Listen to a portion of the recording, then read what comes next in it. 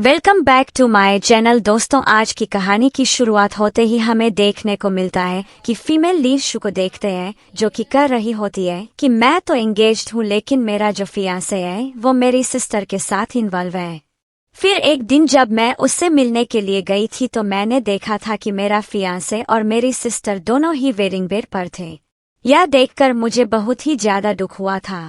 फिर मैं जब उनके पास अंदर गई थी तो लू ने मुझसे कहा था कि वो सिर्फ याओ की मदद कर रहा है।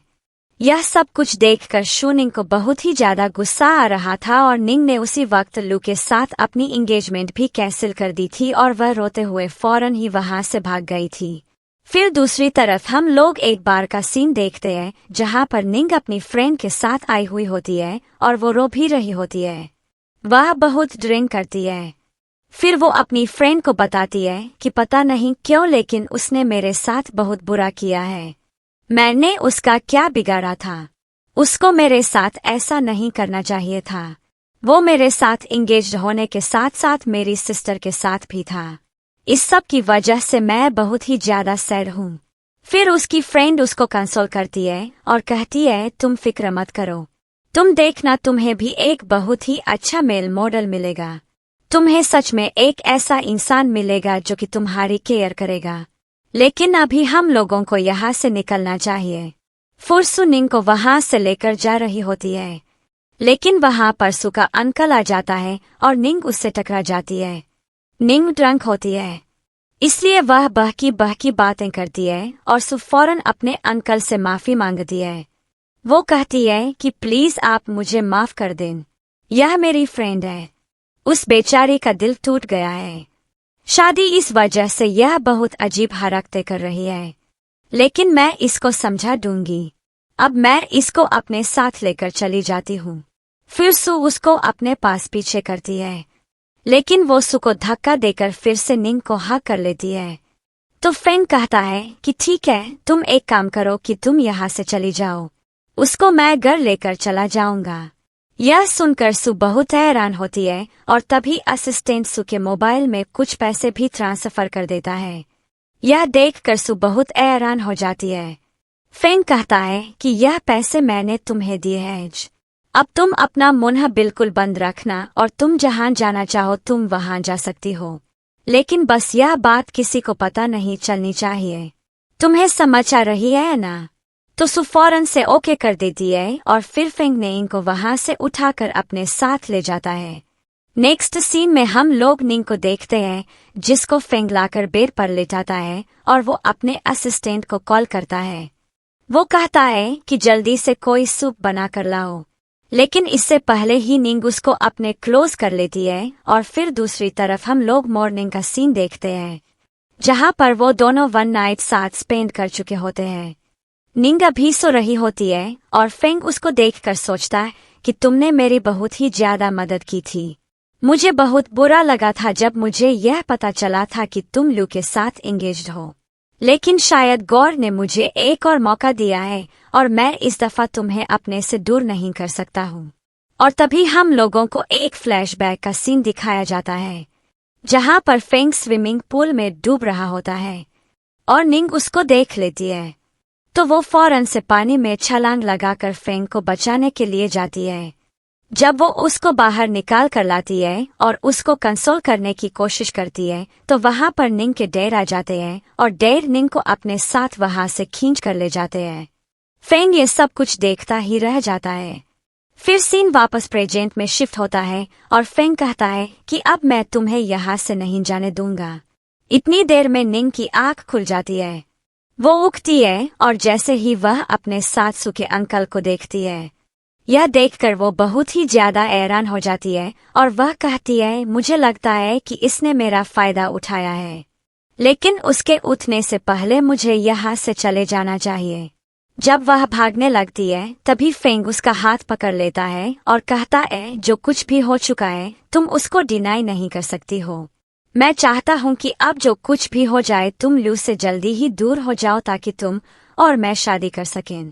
तो निंग कहती है कि ठीक है, अभी मैं फौरन से कपड़े चेंज कर लेती हूँ, उसके बाद हम लोग बात करेंगे। फिर जैसे ही वो अपने कपड़े चेंज करके बाहर आती है और वहां से जाने लगती है तो फेंग उसको रोक लेता है। नेक उसको थैंक्स करती है और कहती है कि अंकल हम दोबारा मिलेंगे, लेकिन अभी मुझे यहाँ से जाना है।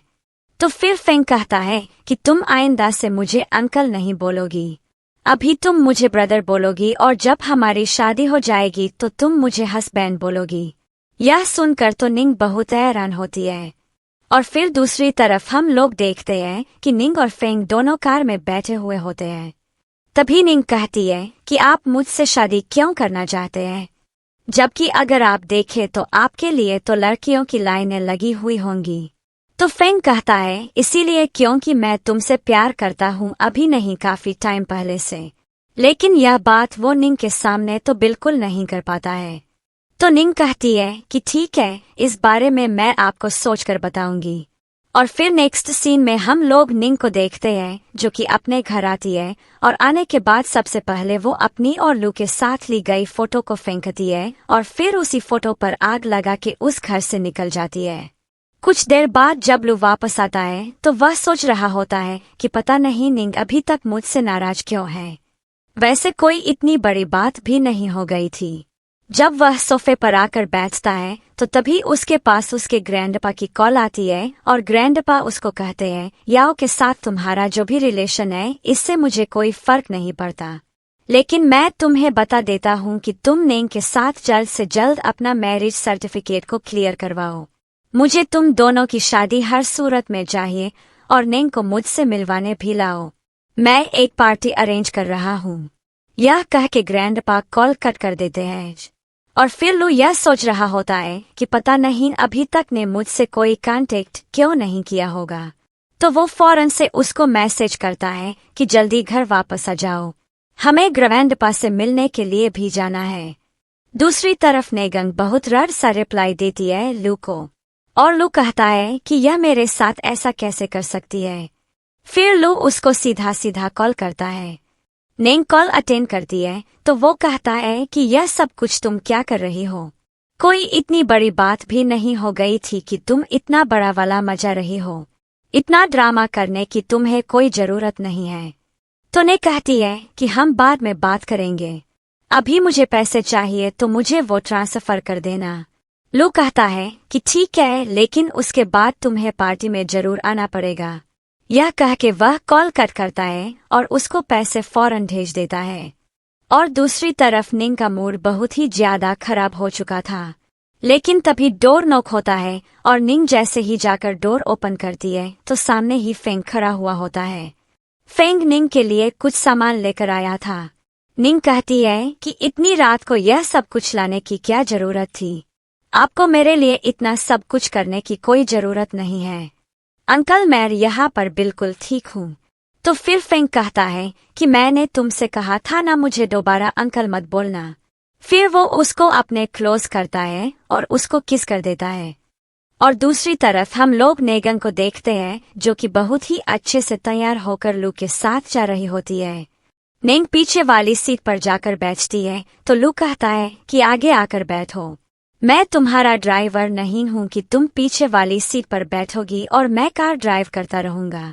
नेंग कहती है कि तुम्हारे साथ वाली सीट मेरी नहीं है, जिसको तुमने दी है ना तुम उसी को ही बिठा देना अपने साथ। और अगर तुमने इतना डिस्कस करना है और इतना तमाशा बनाना है तो मैं अभी के अभी जा रही हूँ यहाँ से। तो लू कहता है कि ठीक है, तुम बैठी ही रहो बस चुप करके, और फिर वह कार ड्राइव करके वहां से ले जाता है। जब हम लोग देखते हैं कि फेंग ग्रैंडपा की बर्थडे पार्टी में जाता है तो वह उन दोनों को साथ में देख लेता है और निंग भी उसको देख चुकी होती है। तो निंग कहती है कि मैं यह बात क्यों भूल चुकी थी कि आज तो ग्रैंडपा की बर्थडे पार्टी है और यह वहां पर जरूर इनवाइटेड होगा, यानी मुझे कुछ भी हो जाए यह पार्टी अटेंड करनी ही पड़ेगी। फिर हम लोग देखते हैं लू और निंग जैसे ही अंदर आते हैं तो लू निंग को छोड़कर वहां से चला जाता है और निंग कुछ लड़कियों से बातें करने लगती है। तो वह लड़कियां कहती है तुम बहुत ही ज्यादा हिम्मत वाली हो क्योंकि तुमने लू की चोरी को पकड़ा था और उसके बावजूद तुम अभी तक उसके साथ हो। तुम ऐसा उसके साथ कैसे कर सकती हो? तुम जानती हो ना कि वह तुम्हारे साथ दोबारा भी धोखा कर सकता है। ऐसे लोगों का कोई भरोसा भी नहीं होता। वह कुछ भी कर सकते हैं। तो निंग कहती है कि हाँ, तुम सही कह रही हो, लेकिन तुम्हें क्या लगता है कि मैंने अभी तक अपनी एंगेजमेंट को कायम रखा हुआ होगा? ऐसी कोई बात भी नहीं है। मैं अब मजीद उसके साथ नहीं रहना चाहती हूँ और ना ही मैं रह सकती हूँ। इतनी देर में वहां पर लू भी पहुंच जाता है और याओ भी आ जाती है। लू कहता है कि यह तुम क्या कह रही हो? तुम मेरे साथ नहीं रह सकती। तुम्हारी हिम्मत कैसे हुई कि तुम यह बात कर सको?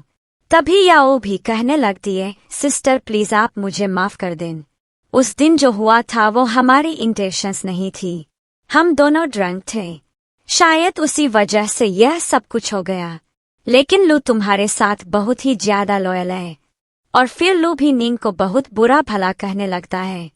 इतनी देर में वहां पर फेंग पहुंच जाता है और फेंग कहता है, यह सब कुछ क्या हो रहा है? तो लू कहता है कि नहीं, कुछ नहीं, हम तो बस मजाक कर रहे थे। फेंग उसको कहता है कि तुम्हें हर लड़की के साथ तमीज से पेश आना चाहिए। शायद तुम्हें पता ही नहीं है कि वर्ड्स किस तरह यूज किए जाते हैं। तो लू कहता है कि सॉरी। फिर उसके बाद वो नेंग को अपने साथ वहां से लेकर चला जाता है और यह उन दोनों को साथ में जाता हुआ देखकर बहुत जेलस हो रही थी। वो अपने दिल में कहती है कि मैं 5 साल अब्रॉड में क्या रही, यहाँ पे तो सब कुछ ही बदल गया है। लेकिन अब मैं वापस आ चुकी हूँ और मैं हर चीज को वापस लेकर रहूंगी। जो कुछ मैं छोड़कर गई थी वो सब कुछ मुझे वापस मिलेगा। उधर हम लोग नेगंग और लू को देखते हैं।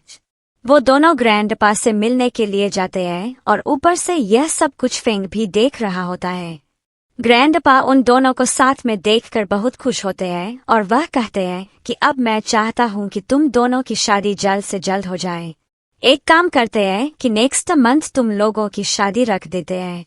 यह सुनकर निंग तो बहुत हैरान होती है और कहती है कि ग्रैंडपा इतनी जल्दी करने की क्या जरूरत है? तभी लू कहता है कि मैंने एक बिजनेस ट्रिप पर जाना है। मैं कुछ ही दिन में वहां से वापस आ जाऊंगा, तो उसके बाद हम लोग शादी रख लेंगे। यह कहकर ग्रैंडपा भी बहुत खुश होते हैं। इतनी देर में वहां पर याओ आती है। वो ग्रैंडपा के लिए चाय लेकर आ रही थी, लेकिन वो चाय निंग पर गिर जाती है। वो निंग को सॉरी करती है और कहती है कि मुझे माफ कर देना, मेरी ऐसी कोई इंटेंशन नहीं थी। तो निंग वहां से चली जाती है क्लोथ्स चेंज करने के लिए और लू भी याओ को वहां से लेकर चला जाता है। तो ग्रैंडपा यह सोच रहे होते हैं, जब से यह लड़की आई है मैंने देखा है कि लू और निंग एक दूसरे से बहुत दूर हो चुके हैं और लू इस लड़की के लिए तो अपने फेस एक्सप्रेशंस को भी नहीं छुपा सकता। और फिर दूसरी तरफ हम लोग निंग को देखते हैं, जिसको मेड कपड़े देती है और कहती है कि आप यह साफ कपड़े पहन सकती है। फिर निंग कहती है कि ठीक है, अब तुम बाहर चली जाओ, मैं शावर लेकर यह कपड़े चेंज कर लूंगी। जब मेर वहां से जाती है तो निंग भी बाथरूम चली जाती है। जब वह बाहर निकल कर आती है तभी उसके रूम में फेंग आ जाता है। वो फेंग को यहाँ पर देखकर बहुत ही ज्यादा हैरान होती है। फिर फेंग उसको लेकर जाता है और बेड पर लिटाता है। वो उसके क्लोज होता है और तभी कोई डोर ओपन करने की कोशिश करता है। यह देखकर निंग बहुत ही ज्यादा डर जाती है और वो कहती है कि प्लीज चेक करो कि कौन है, हमारे दरमियान कुछ भी हो सकता है, प्लीज चेक कर लो। और उधर हम लोग लू और याओ को देखते हैं। याओ कहती है कि ग्रैंडपा अभी तक मुझसे नाराज है और मुझे पता है कि वो कभी मुझे अपनी डॉटर इन लॉ तस्लीम ही नहीं करेंगे। लू कहता है तुम फिक्र मत करो, कोई बात नहीं, वो ओल्ड हो चुके हैं लेकिन वो समझ जाएंगे। इतनी देर में वहां पर एक लड़की आती है और वो लू को बताती है कि मैंने देखा है, नेक जिस रूम में कपड़े चेंज करने गई थी उस रूम में कोई आदमी गया है, वो तुम्हारे साथ चीट कर रही है। यह सुनकर लू को बहुत गुस्सा आता है और वो फौरन वहां से भाग जाता है। इधर हम लोग नेक को देखते हैं। जैसे ही वह लू की आवाज सुनती है वो बहुत ही ज्यादा डर जाती है और वह फौरन फेंग को धक्का देकर अपने साथ बाथरूम में ले जाती है। इतनी देर में लू दरवाजा तोड़ के अंदर आ जाता है और वह निंग को बाथरूम में जाता हुआ देख चुका होता है। तो वह जोर जोर से कहने लगता है कि जल्दी करो और बाहर आ जाओ, मेरे साथ तुमने चीट करने के बारे में सोचना भी नहीं है, जल्दी करो। लेकिन जैसे ही फिर वह दरवाजा तोड़ के अंदर जाता है तो वह देखता है कि वहां पर सिर्फ और सिर्फ निंग होती है। याओ कहती है कि वो लड़का की तरह जो तुम्हारे साथ था। निंग कहती है कि कौन सा लड़का, मैं तो यहाँ पर अकेली थी। तो लू कहता है कि अच्छा ठीक है, तुम एक काम करो, जल्दी से कपड़े चेंज करके तुम बाहर आ जाओ, मैं तुम्हारा बाहर ही वेट कर रहा हूँ। और हम देखते हैं कि फेंग भी साइड पर छुपा हुआ होता है। यह कह के याओ और लू दोनों वहां से निकल जाते हैं और तब ने थोड़ा रिलैक्स फील करती है। इतनी देर में फेंग उसके पास आता है और उससे कहता है कि तुमने बहुत ही अच्छा प्ले किया है। फिर वो उसको कपड़े ला के देता है और कहता है कि जल्दी जाओ और जाकर चेंज कर लो। निंग फिर कपड़े चेंज करके जैसे ही बाथरूम से बाहर निकलती है तो सामने ही लू और याओ खड़े हुए होते हैं। याओ कहती है कि प्लीज तुम मेरी वजह से लू के साथ कट ऑफ मत करो, यह बहुत ही अच्छा इंसान है। फिर वह वहां से जाने लगती है तो लू उसका हाथ पकड़ लेता है और कहता है कि अभी मैं तुमसे बात करना चाहता हूँ। नहीं कहती है, लेकिन मैं तुमसे कोई बात भी नहीं करना चाहती। मैं यहाँ पर सिर्फ इस वजह से आई हूँ क्योंकि ग्रैंडपा की बर्थडे थी और मैं उनका दिल खराब नहीं करना चाहती थी। इसके अलावा मुझे तुम में कोई इंटरेस्ट नहीं है, तो अच्छा होगा कि तुम मुझसे दूर रहा करो। ये कह के वो वहां से निकल जाती है और फिर अगले सीन में हम लोग देखते हैं कि सारी फैमिली मेंबर्स एक साथ खाना खा रहे होते हैं और वहां पर एक लेडी फेंग और निंग का इंट्रोडक्शन करवाती है। फिर वो दोनों एक दूसरे से ऐसे मिलते हैं जैसे वो दोनों स्ट्रेंजर्स हो और एक दूसरे को जानते तक ना हो। लेकिन लू निंग को देख रहा होता है जिसके फेस एक्सप्रेशंस फौरन से चेंज होते हैं और वो यह सोच रहा होता है कि अंकल को देखकर इसने इतना अजीब सा रिएक्ट क्यों किया होगा। लेकिन फिर वो इस बारे में मजीद नहीं सोचता और फेंग निंग को मैसेज करने लग जाता है। वो कहता है कि अगर तुम चाहो तो तुम इस शादी के लिए मना कर सकती हो, फिर मैं यह अनाउंस कर दूंगा कि तुम मेरी जीएफ हो। इस तरह मेरे लिए भी सब कुछ आसान हो जाएगा। लेकिन ने कहती है कि प्लीज तुम ऐसा कुछ भी मत करना क्योंकि मैं अभी सक्सेस बर्दाश्त नहीं कर सकती हूँ। मेरे अंदर इतनी हिम्मत नहीं है कि मैं इतने ज्यादा लोगों की नफरत देख सकूं। तभी याओ के हाथ से एक ग्लास गिरता है और वो उसके कांच को उठाने लगती है तो वो उसके हाथ पे लग जाता है। तो लू उसकी बहुत केयर करता है और वो ग्रैंडपा से कहता है मैं इसकी बैंडेज करवा के लाता हूँ। यह कह के वो याओ को अपने साथ वहां से ले जाता है और ग्रैंडपा यह सोच रहे होते हैं कि पता नहीं यह लड़का कब सुधरेगा। मैंने इसको कहा भी था कि निंग के सामने याओ की इतनी केयर मत किया करें, लेकिन इसको मेरी बात समझ ही नहीं आती है। फिर वो लेडी कहती है निंग तुम फिक्र मत करो, वो तुम्हारी बहन ही है ना। तो लू एज ब्रदर उसका बहुत ख्याल रख रहा है। तो फेंग कहता है कि हाँ यह बात निंग समझ सकती है। फिर उसके बाद फेंग और निंग साथ में खाना खाते हैं और फिर नेक्स्ट सीन में हम लोग निंग और फेंग को एक साथ देखते हैं। वो दोनों साथ में खाना बनाते हैं। जब निंग वो खाना टेबल पर लगा देती है तो वो साथ में खाना खाते हैं और फेंग उसकी बहुत ही ज्यादा तारीफ करता है। साथ वो यह भी कहता है कि तुम्हें घर के काम करने की कोई जरूरत नहीं है, मैं एक नैनी रख दूंगा जो कि तुम्हारे लिए बहुत हेल्पफुल रहेगी। यह बात सुनकर निंग सोचने लगती है वैसे यह कितना थॉटफुल है ना और कितनी ज्यादा केयरिंग करता है। यह लू से बिल्कुल डिफरेंट है। और फिर हम लोग नेक्स्ट सीन में देखते हैं निंग जब अपने घर से बाहर निकलती है तो सामने ही लू खड़ा हुआ होता है। लू उसको कहता है मॉम ने मुझसे कहा है हम लोगों को आज चले जाना चाहिए और अपना सर्टिफिकेट ले आना चाहिए ताकि हम लोगों की मैरिज रजिस्टर हो सके। लेकिन लिंग उसकी बात का कोई भी जवाब नहीं देती है। तो लू कहता है कि मैंने तुमसे पहले भी कहा था कि याओ मेरी सिर्फ बहन है और मैं उसको सिर्फ बहन की नज़र से देखता हूँ, हमारे दरमियान ऐसा कोई भी रिलेशन नहीं है। उस दिन जो हो रहा था तुम्हें वो गलत लग रहा था, वो ऐसा कुछ भी नहीं था। तुम मेरी बात समझने की कोशिश क्यों नहीं कर रही हो। निंग कहती है कि वो तुम्हारी बड़ी बहन है, तुम उसको बहन समझते भी हो। तुम्हें क्या लगता है कि तुम मुझे जो भी कहोगे और मैं उस बात पर यकीन कर लूंगी। मैं कोई 3 साल की बच्ची नहीं हूँ और अब मुझे तुम्हारे साथ नहीं रहना, मैं थक चुकी हूँ तुम्हारे साथ। यह कह के वह वहां से जाने लगती है, लेकिन लू उसको पकड़ के जबरदस्ती अपनी कार में बिठा देता है। यह सब कुछ फेंग भी देख चुका था और फिर वो अपने असिस्टेंट को कॉल करके कहता है कि मेरे नेफ्यू को इतना सबक सिखाओ कि उसको पता चल जाए कि निंग के साथ दोबारा इस तरह उसने कुछ नहीं करना।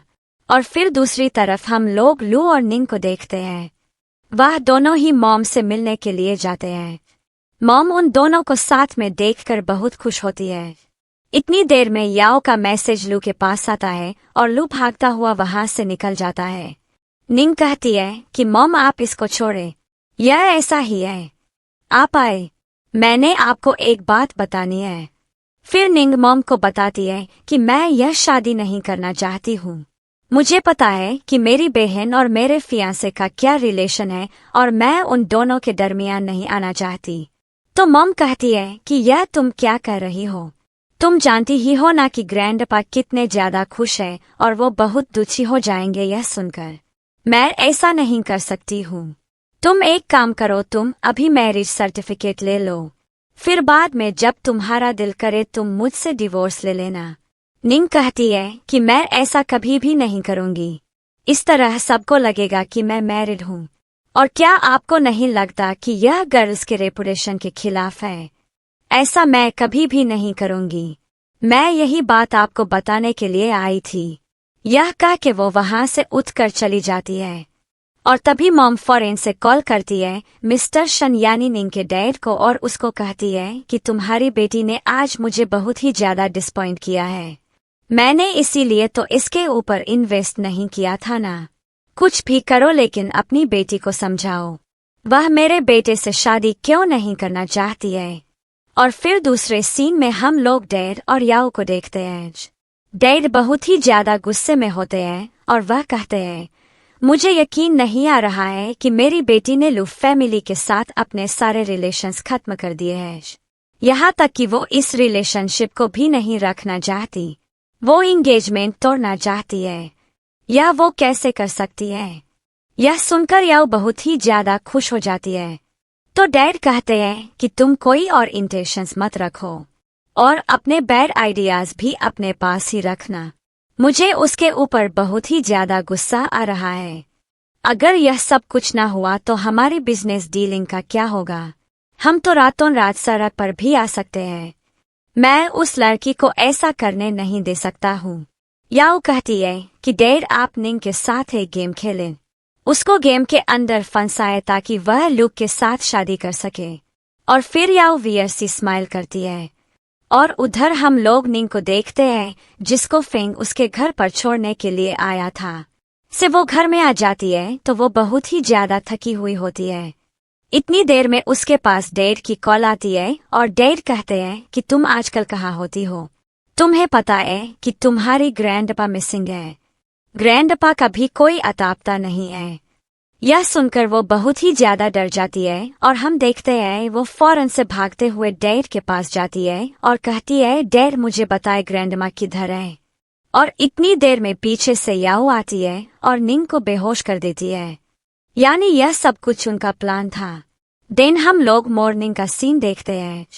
जब निंग की आंख खुलती है तो वहां पर डैड और या दोनों खड़े हुए होते हैं। डैड कहते हैं कि अब से तुम इसी घर में रहोगी जब तक तुम्हारी शादी नहीं हो जाती लू फैमिली में। तो निंग कहती है कि डैड मैं वहां पर शादी नहीं करना चाहती हूँ। तो डैड उसको एक थप्पड़ मार देते हैं और कहते हैं कि जो मैंने तुम्हारे लिए डिसाइड किया है तुम वहीं पर ही शादी करोगी। और अब मैं देखता हूँ कि तुम कैसे मना करती हो। जब डैड वहां से चले जाते हैं तो या फिर ने का मोबाइल भी छीन लेती है और कहती है कि असल में तो मैं लू फैमिली में शादी करना चाहती थी, लेकिन मेरे डैड की नजर तुम्हारी और तुम्हारी मॉम के ऊपर है। एक दफा मुझे लू फैमिली में जाने दो, मैं तुम्हें और तुम्हारी मॉम दोनों को इस घर से बाहर निकाल दूंगी। यह कह के वो वहां से निकल जाती है और निंग को बहुत ही ज्यादा गुस्सा आता है। और उधर हम लोग लू को देखते हैं जो कि निंग को कॉल करता है, लेकिन निंग कोई कॉल भी अटेंड नहीं कर रही थी। और फेंग भी देखते हैं वो भी बार बार निंग को कॉल ट्राई कर रहा होता है, लेकिन वो उसकी कॉल भी अटेंड नहीं करती है। और इधर डैड निंग के पास उसका मोबाइल लेकर आते हैं और कहते हैं लू के बहुत सारे मैसेजेस आ चुके हैं, मैं चाहता हूँ कि तुम उसको कॉल करो और उसके साथ अच्छे से बात करना। फिर निंग उसको कॉल करती है और फोन स्पीकर पर डाल देती है। फिर लू कहता है, तुम बहुत ही ज्यादा अच्छी हो, तो मैं चाहता हूँ कि तुम मेरे साथ कुछ ही दिन के अंदर अंदर शादी कर लो, क्योंकि अब हमारे पास ज्यादा टाइम नहीं है। इतनी देर में वहां पर या भी आ जाती है और याओ लू को कहती है कि मैं तुम्हारे लिए पानी लेकर आई हूँ, यह पी लो जल्दी से। तो लू कहता है कि 1 मिनट रुक जाओ, मैं कॉल खत्म कर लूँ, उसके बाद मैं तुमसे बात करता हूँ। फिर निंग कहती है कि तुम्हें मेरी इतनी फिक्र करने की कोई जरूरत नहीं है और मैं इतनी जल्दी शादी नहीं करना चाहती हूँ। तो डैड उसके हाथ से मोबाइल ले लेते हैं और लू कहते हैं कि यह तुम्हारे लिए रेडी रहेगी, तुम भी टाइम से जरूर पहुंच जाना। यह कह के वो कॉल कट कर देते हैं और फिर वो निंग को बहुत डांटते हैं। वो कहते हैं, तुम्हारी हिम्मत कैसे हुई कि तुम मेरी बनी बनाई डील को खराब करो, दोबारा इस तरह की बात कभी भी लू के सामने मत करना। और दूसरी तरफ हम लोग लू को देखते हैं जो कि अपने घर पे वापस आता है। वो देखता है कि वहां पर उनकी वेडिंग फोटो नहीं होती। फिर वो वार्डरोब में चेक करता है कि उसकी शर्ट भी नहीं होती है। तो वो फौरन से निंग को कॉल करता है और डैड फौरन से निंग को फोन देते हैं। निंग कहती है कि तुम्हारे साथ मसला क्या है, तुम मुझे अभी से बता दो। मैंने तुम्हें यह बात कह दी है ना कि मैं तुमसे शादी नहीं करना चाहती हूँ, हमारी इंगेजमेंट टूट चुकी है, तुम क्यों नहीं समझते हो इस बात को। लू कहता है कि तुम मुझे शराफत से यह बता दो कि हमारी वेडिंग फोटो किधर है, तुमने कहाँ किया है उसको। तो निंग कहती है कि वो तो टूट गई थी तो मैंने उसको ट्रैश में डाल दिया, मुझे वैसे वो इतनी जरूरी भी नहीं लगी थी।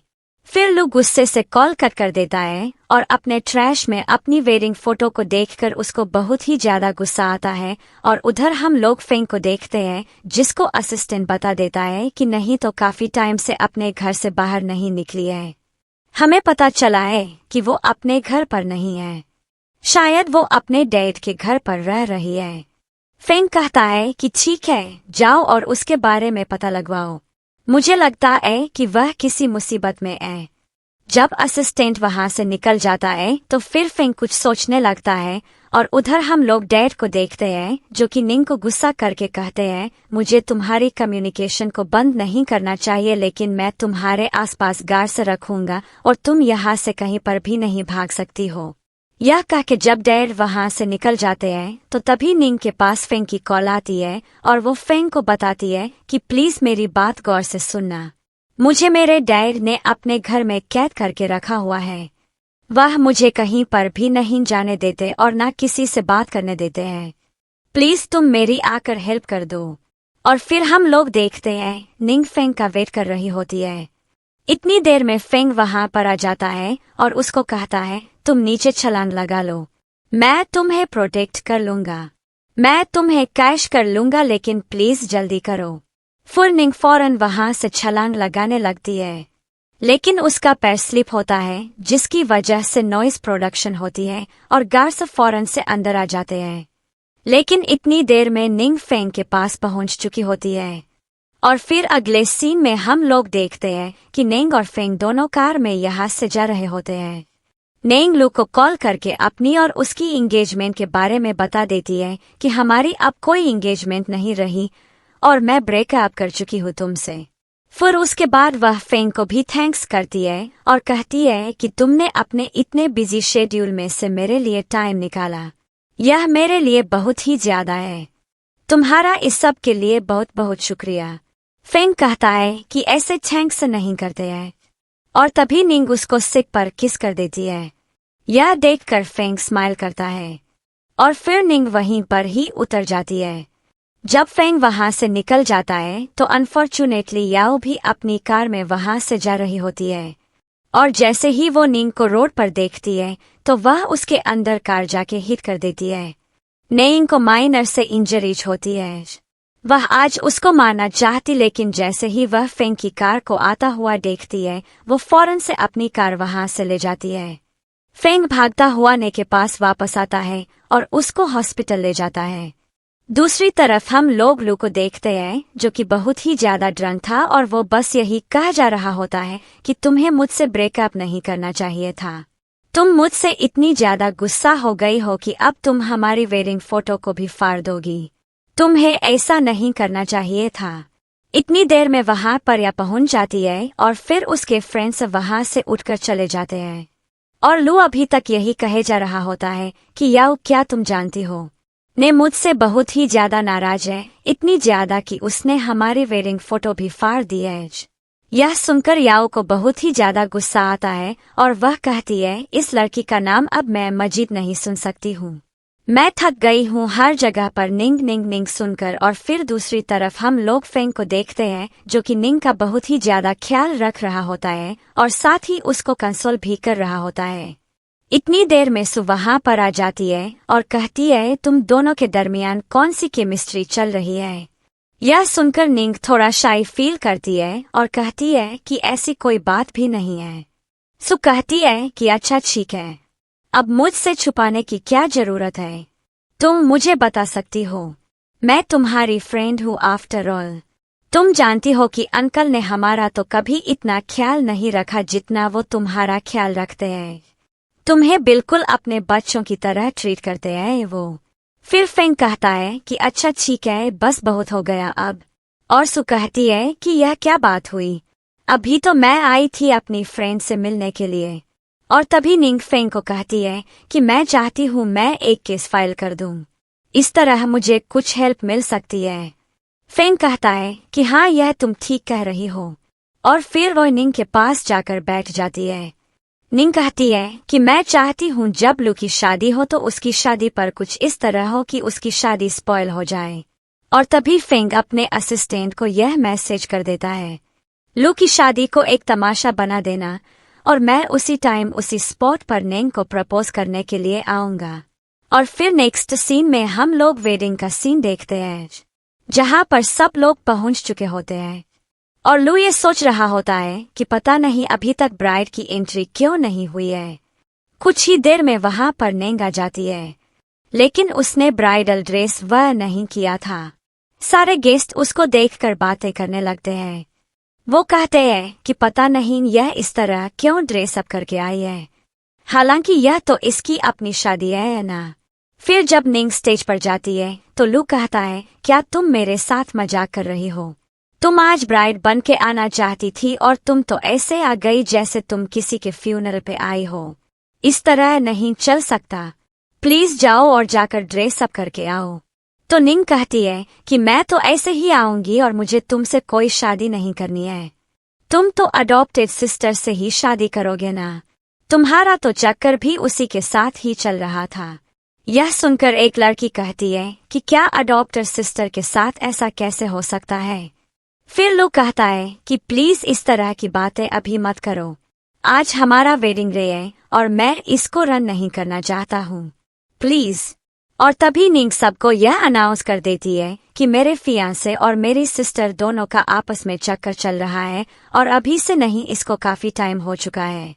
और तभी फेंग अपने असिस्टेंट को एक इशारा करता है और उसके बाद सब लोग यही नारा लगाने लग जाते हैं कि यह शादी नहीं हो सकती है और निंग के साथ बहुत ही बुरा हुआ है। उसके बाद फेंग स्टेज पर जाता है और सबको अनाउंस करता है तो इसीलिए मेरे दोनों नेफ्यूज की शादी नहीं हो सकती है क्योंकि मेरे नेफ्यू ने एक मासूम सी लड़की को धोखा दिया है। फिर उसके बाद वह अपनी जेब में से रिंग निकालने लगता है, लेकिन इससे पहले ही नेग ये अनाउंस कर देती है कि मेरे अंकल ने बिल्कुल ठीक कहा है, हमारी शादी नहीं हो सकती है। यह बात सुनकर फेंग अपनी रिंग फॉरेन से अंदर रख देता है और वो यह सोच रहा होता है कि इसने मुझे अंकल कहा, अच्छा ठीक है, यह भी बहुत इंटरेस्टिंग है। देन वो स्माइल भी करता है। और फिर नेक्स्ट सीन में हम लोग एक बाहर का सीन देखते हैं जहां पर याओ बहुत ही ज्यादा ड्रिंक किए जा रही थी। उसके साथ जियांग भी बैठी हुई होती है। याओ कहती है कि यह शादी तो सिर्फ एक टेम्परेरी शादी थी, लेकिन लू ने इसको अपने सर पर सवार कर लिया है, वो उस लड़की के साथ इतना इन्वॉल्व था, मैं तो यह बात सोच भी नहीं सकती थी, मुझे बहुत ही ज्यादा दुख हो रहा है इस बात पर। जियांग कहती है कि सब कुछ ठीक हो जाएगा, तुम्हें इसकी इतनी फिक्र करने की कोई जरूरत नहीं है। फिर याओ कहती है, वैसे मुझे एक बात याद आई है, तुम्हारा और निंग का तो बहुत क्लोज रिलेशन है ना, और तुम उसको बहुत ज्यादा जानती भी हो, तो यानी तुम मेरी बहुत हेल्प कर सकती हो इसके अंदर।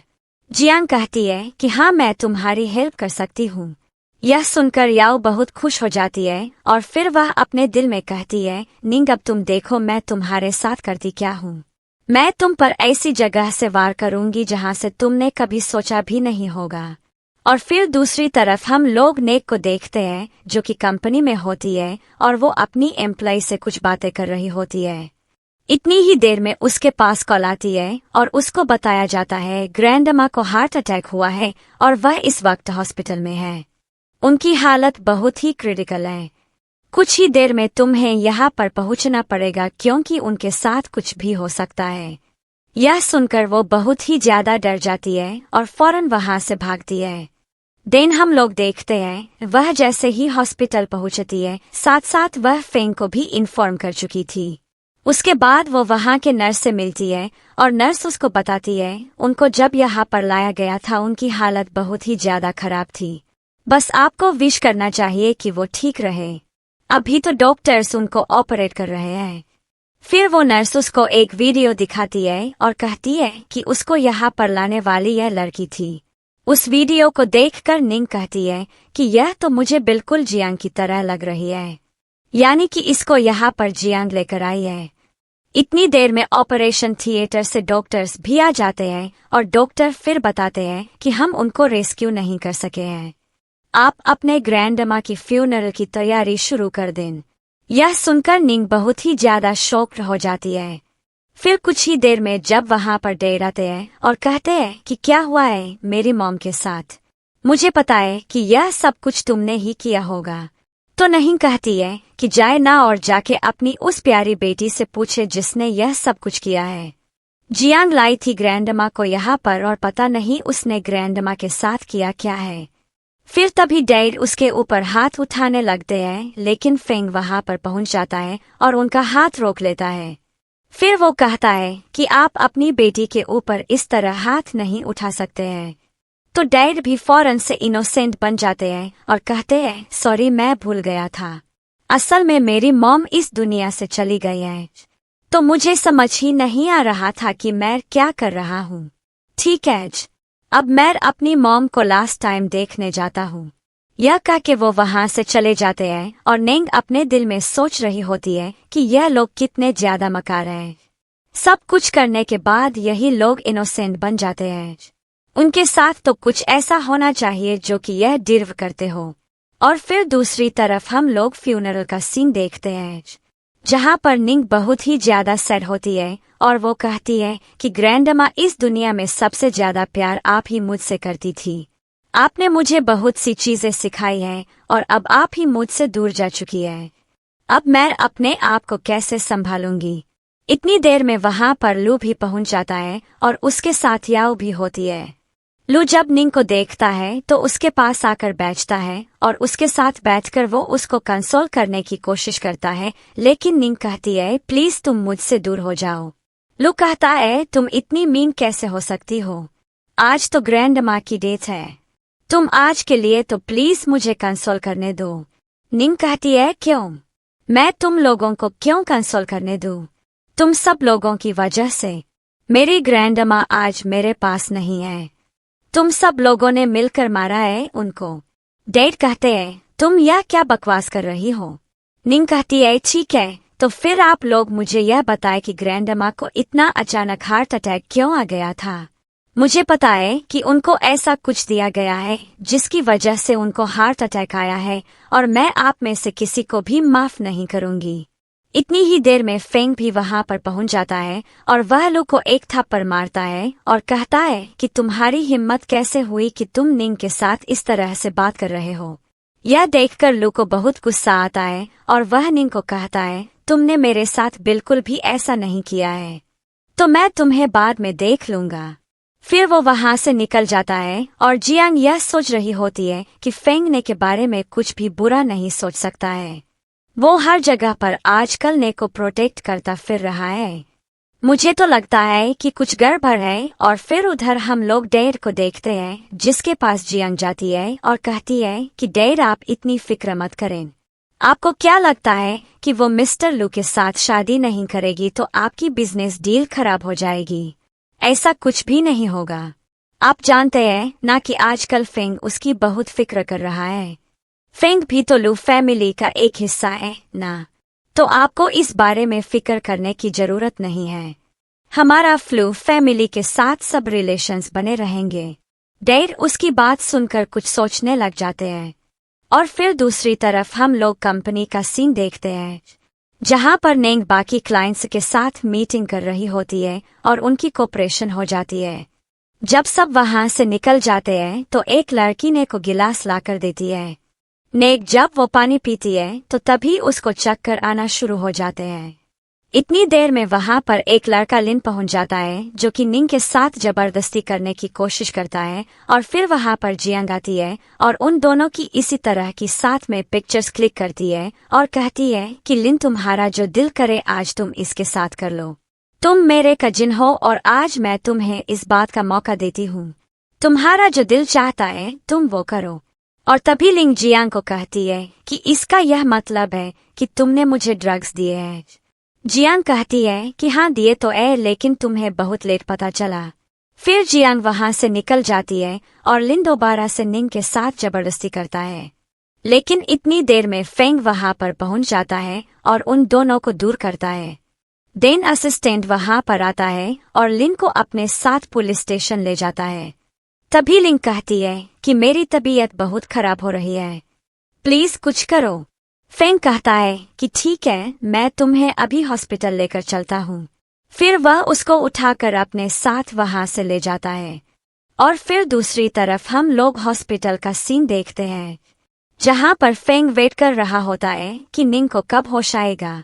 और जब निंग को होश आता है तो वो फेंग को कहती है कि मैं बहुत ही एम्बैरेसमेंट फील कर रही हूँ, पता नहीं मैंने तुमसे क्या क्या बोल दिया होगा।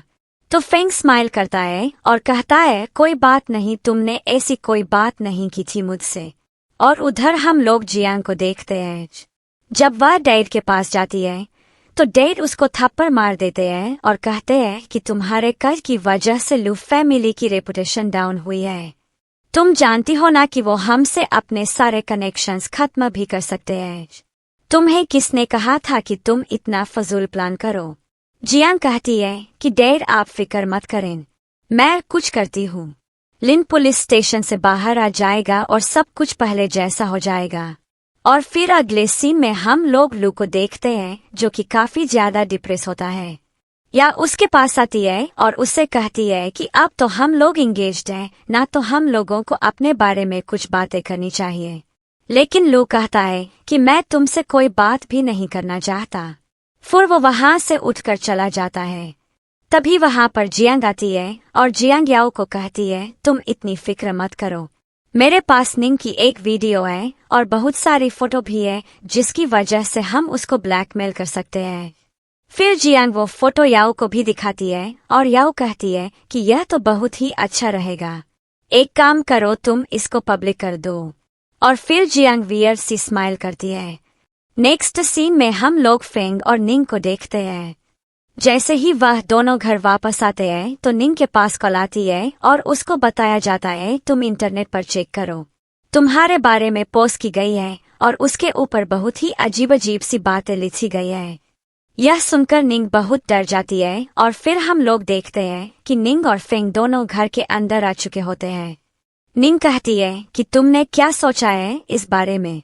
फेंग कहता है तुम फिक्र मत करो, थोड़ी देर में सब कुछ ठीक हो जाएगा। और तभी वह अपने असिस्टेंट को कह देता है कि कुछ भी करो लेकिन इस पोस्ट को चेंज कर दो। और उधर हम लोग देखते हैं जियांग और याओ दोनों खुश हो रही होती है कि अच्छा हुआ कि हमने उसका काम तमाम कर दिया है।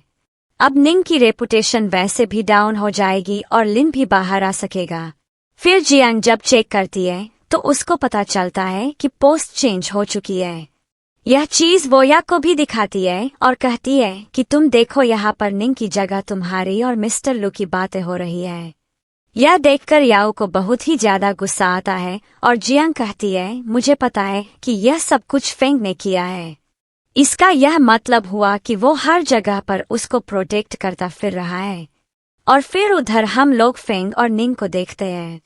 निंग कहती है, मैं चाहती हूँ कि हम लोग अब अपना रिलेशन पब्लिक कर दें और अब हमें सर्टिफिकेट भी ले लेने चाहिए। तो फेंग कहता है, क्या तुम सच कह रही हो? ठीक है, हम लोग ऐसे ही करेंगे, लेकिन अभी हमें थोड़ा सा वेट करना होगा। सबको सबक भी तो सिखाना है ना। उसके बाद हम दोनों जाकर अपना अपना सर्टिफिकेट वहां से ले आएंगे। और फिर फेंग नेंग को एक गिफ्ट भी देता है। नेंग उसको खोल कर देखती है तो उसके अंदर एक ब्रेसलेट होता है। वह कहती है कि यह तो मेरी ग्रैंडमा का ब्रेसलेट है, तुम्हें यह कहाँ से मिला?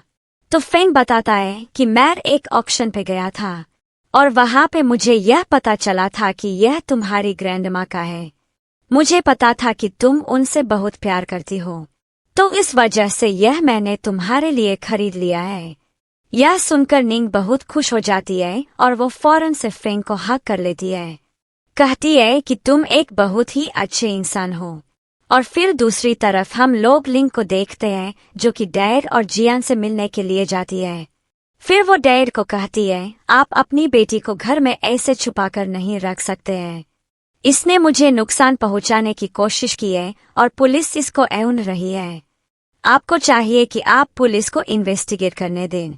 फिर वो पुलिस को कॉल करने लगती है, लेकिन फिर जियांग उससे उसका मोबाइल फोन ले लेती है और कहती है कि हम लोग बैठकर इस बात को हल कर लेते हैं।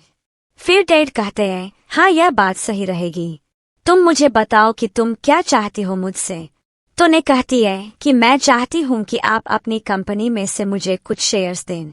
इसके अलावा आप मुझे सपोर्ट करेंगे और उससे बढ़कर आप अपनी इस बेटी को इस घर से बाहर निकालेंगे, तब मैं इस सब के बारे में कुछ सोच सकती हूँ। तो फिर डैड कहते हैं कि ठीक है, मुझे कोई प्रॉब्लम नहीं है। जब निंग वहां से चली जाती है तो जियांग कहती है कि डैड आप मेरे साथ ऐसा नहीं कर सकते हैं, लेकिन डैड उसकी कोई भी बात नहीं सुनते और वो भी वहां से चले जाते हैं। फिर जियांग किसी को कॉल करती है और उसको सब कुछ बताती है। कॉल कट करने के बाद वो कहती है कि निंग अब तुम देखो मैं तुम्हारे साथ करती क्या हूँ। तुम्हें क्या लगता है कि तुम मुझे इस फैमिली से बाहर निकाल दोगी? ऐसा कभी भी नहीं होगा। और फिर दूसरी तरफ हम लोग लू फैमिली का सीन देखते हैं जहां पर फैमिली मेंबर्स बैठे हुए होते हैं। तभी वहां पर निंग जाती है तो मॉम कहती है, तुम अब यहाँ पर क्या कर रही हो? तुम मेरी फैमिली का तमाशा तो पहले ही बना चुकी हो वो पोस्ट लगाकर। फिर डैड भी कहते हैं कि मैं चाहता हूँ नहीं कि तुम वो पोस्ट डिलीट करो, उससे हमारी फैमिली की बहुत ही ज्यादा बदनामी हो रही है।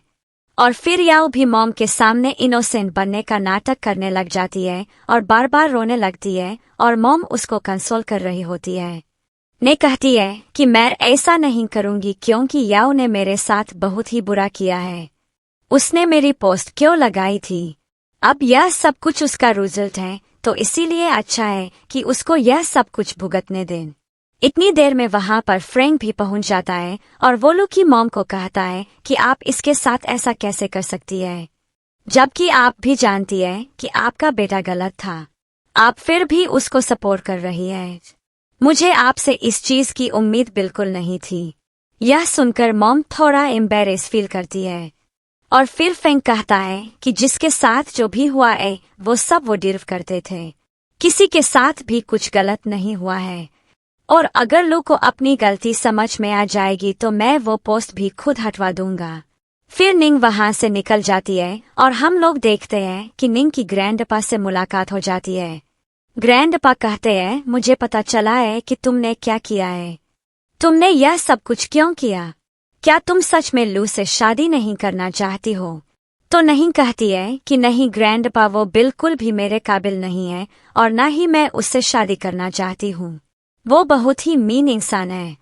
आप जानते हैं कि वो मुझे नहीं पसंद करता बल्कि वो या को पसंद करता है, तो इसीलिए मैं उसकी लाइफ में आकर क्या करूंगी? ग्रैंडपा कहते हैं कि हाँ तुम ठीक कह रही हो। ठीक है, अब इस मैटर को मैं खुद सॉल्व करता हूँ। यह सुनकर निंग वहां से चली जाती है। और फिर ग्रैंडपा सारी फैमिली मेंबर्स के साथ जाकर बैठते हैं। वो कहते हैं कि मुझे तुम सबसे इस चीज की उम्मीद बिल्कुल नहीं थी। तुम लोगों ने निंग के साथ बिल्कुल भी अच्छा नहीं किया। तभी फेंग ग्रैंडपा को बताता है, मेरी एक गर्लफ्रेंड है और मैं बहुत जल्द उससे शादी करना चाहता हूँ। यह सुनकर ग्रैंडपा बहुत ही ज्यादा हैरान होते हैं और वो कहते हैं कि क्या तुमने इस बारे में हमें पहले क्यों नहीं बताया। तो फेंग कहता है कि ग्रैंडपा आप फिक्र मत करें, मैं बहुत जल्द उसको आप लोगों से मिलवाने के लिए जरूर लाऊंगा, लेकिन अब मुझे चलना चाहिए। यह कह के फेंग वहां से निकल जाता है और यावियो सोच रही होती है, मुझे लगता है कि अंकल को अपनी गर्लफ्रेंड की बहुत ही ज्यादा फिक्र हो रही है, तो क्यों ना रंग में भंग डालते हैं।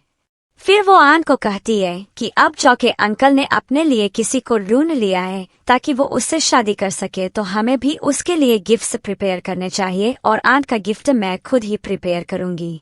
और फिर दूसरी तरफ हम लोग जियान को देखते हैं, जो को यह कह रही होती है, फेंग अपने लिए किसी और लड़की को कैसे पसंद कर सकता है, वैसे वह लड़की कौन हो सकती है। मैंने तो फेंग के साथ अपने आप को सोचा था, लेकिन अब मुझे लगता है कि ऐसा कुछ भी नहीं हो सकता। जियांग बहुत ही गुस्से में होती है। फिर वो अपना डोर ओपन करती है तो सामने ही निंग खड़ी हुई होती है। निंग कहती है कि मैं तो यहाँ पर तुम्हारी हेल्प करने के लिए आई थी। फिर वहाँ पर कुछ आदमी आ जाते हैं और वो जियांग का सारा सामान उठाकर बाहर फेंक देते हैं। जियांग कहती है कि मैं इस फैमिली की एल्डेस्ट डॉटर हूँ, तुम लोगों में से कोई मेरे साथ इस तरह का बिहेवियर नहीं रख सकता है, मैं तुम लोगों को छोड़ूंगी भी नहीं। तभी निंग उसको एक थप्पड़ मार देती है और कहती है कि तुम्हें किसने कहा है कि तुम एल्डेस्ट डॉटर हो, तुम तो एक बस इलीगल चाइल्ड हो जो कि शन फैमिली के ऊपर एक बोझ है। इतनी देर में वहां पर डैड भी पहुंच जाते हैं और कहते हैं कि तुम अपनी बहन के साथ ऐसा कैसे कर सकती हो। निंग कहती है कि डैड मैं आपको पहले ही यह बात कर चुकी हूँ, अब आगे आपकी मर्जी है, आप जो करना चाहते हैं आप वो कर लें। तो डैड कहते हैं कि ठीक है। फिर उसके बाद वो निंग को कहते हैं तुम्हें अब किसी और होटल में रुकना पड़ेगा, तुम अब यहाँ पर नहीं रह सकती हो। यह सुनकर निंग वहां से निकल जाती है। तो जियांग कहती है कि डैड आप प्लीज मेरे साथ इस तरह मत करें, मैं किधर जाकर रहूंगी। तो डैड कहते हैं कि जहां पर तुम्हारा दिल करे तुम वहीं पर ही जाके रहो। फिर जब डैड वहां से जाते हैं तो जियांग को बहुत गुस्सा आता है। और फिर नेक्स्ट सीन में हम लोग डैड को देखते हैं जो कि निंग के पास जाते हैं और निंग कहती है डैड मैंने आपसे कहा था ना कि मैं लू फैमिली से शादी करूंगी, लेकिन मेरी एक शर्त है, मुझे आपकी कंपनी में से यानी कि शेन ग्रुप के अंदर से 10% शेयर होल्डर चाहिए, मैं वहां के शेयर होल्डर बनना चाहती हूँ। फिर वो उनके सामने कुछ पेपर्स रखती है और कहती है कि आप इन पर साइन कर सकते हैं। तो डैड उनके ऊपर फौरन से साइन कर देते हैं और निंग वो पेपर्स लेकर वहां से चली जाती है। और फिर नेक्स्ट सीन में हम लोग शॉपिंग मॉल का सीन देखते हैं जहां पर सू और निंग दोनों शॉपिंग करने के लिए आई हुई थी। उन दोनों को एक पर्पल ड्रेस पसंद आ जाता है। इतनी देर में वहां पर लू और याओ भी पहुंच जाते हैं और याओ कहती है यह ड्रेस मुझे बहुत अच्छा लग रहा है, क्या तुम यह मुझे दे सकती हो। तो निंग कहती है कि नहीं, यह ड्रेस तो पहले मैंने देखा था, मैं तुम्हें यह ड्रेस क्यों दूंगी। फिर या उसके सामने बैक करने लगती है और कहती है कि प्लीज मुझे यह ड्रेस दे दो, यह ड्रेस मुझे बहुत ही ज्यादा अच्छा लग रहा है। तो निक कहती है कि ठीक है, यह मैं तुम्हें एक चांस पर दूंगी और मेरी एक शर्त भी है, और वो शर्त यह है इस ड्रेस को लेने के बाद तुम दोनों मुझे अपनी शक्ल भी नहीं दिखाओगे और न ही कभी मेरे सामने आने की कोशिश करोगे। फिर निंगसू के साथ वहां से चली जाती है और जब सेलर याओ को उस ड्रेस की प्राइस बताती है तो वो बहुत ही ज्यादा होती है और लू कुछ सोचने लगता है। फिर उसके बाद वो निंग के पीछे ही भाग जाता है। दूसरी तरफ हम लोग देखते हैं कि सू और निंग जा रहे होते हैं। तभी लू उसके पास जाता है और कहता है कि यह सब कुछ तुम क्या कर रही हो, तुम मेरे साथ ऐसा नहीं कर सकती हो, तुम मुझे इस तरह छोड़कर तो नहीं जा सकती ना।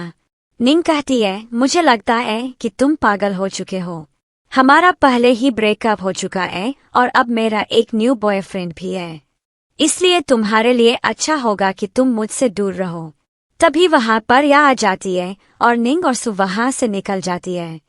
लू कहता है कि उसने कहा है कि उसका एक बॉयफ्रेंड है, वो ऐसा कैसे कह सकती है मुझे।